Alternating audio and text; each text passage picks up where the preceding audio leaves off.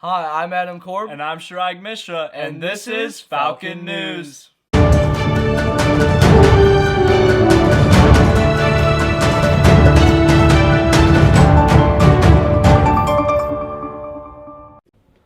Over the years, Rochester's Business Professionals of America team has made tremendous strides to helping their community. This year's BPA members made 40 blankets and donated them to their local children's hospital. This has been a tradition on the BPA team for 6 years now. Now let's take a look into what BPA's club president Sanya Gupta has to say about this. Over to you, David. Could you give us a brief summary on why we make the blankets? Yeah, so we make the blankets in BPA to promote community service and branch out to the community. As an academic-based club, we get so focused on doing well that we forget that the whole point is to become better business-minded people, and that's the whole point of the blankets. What impact are you hoping to make from these blankets? With the blankets, we're not only hoping to help out a great organization like Fleece and Thank You, but also impact the lives of many children in hospitals. Additionally, we also hope that this event inspires all of our members to continue to get involved in community service and be inspired to impact the lives of others around them. On the topic of helping people in need, one field right now that is in dire need is the automotive and consumer industry.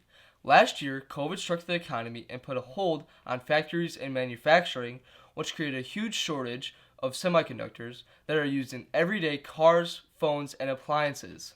Affected most is the automotive industry, and according to Yahoo Finance, the global auto industry is predicted to make 4 million fewer vehicles than planned and forfeit $110 billion in sales. ABC News predicts that this shortage could last until 2023. Now, you were probably wondering how employees of major car companies have been affected during this time, so we'd like to welcome Simon Malsbury to give us some insight. Mr. Malsbury is a global chief engineer at GM located here in Michigan. Let's take it over to David, live on the scene. How has the chip shortage affected ZF and other car companies? Okay, so I'll answer this backwards. Other car companies, as you've seen, there's fields and fields full of cars that have components missing that they build the car and then wait for that component to come in. So what is ZF doing about that? We've been affected. My specific component, not 100%, so we can still build parts. We are currently at 70% allocation right now, so we get 70% of what we need. So if we need 100,000 parts, we get 70,000 a week, a month, or quarter, whatever it is. So at the moment, we are still delivering enough parts to meet our customers' requirements because other people can't.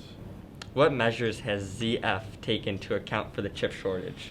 So what we do is, as a global company, we have parts going all over the world. So we have a single department that takes the usage of everybody into account. So if we have 10 customers that all use 100,000, they have a million, they know they need to have a million parts.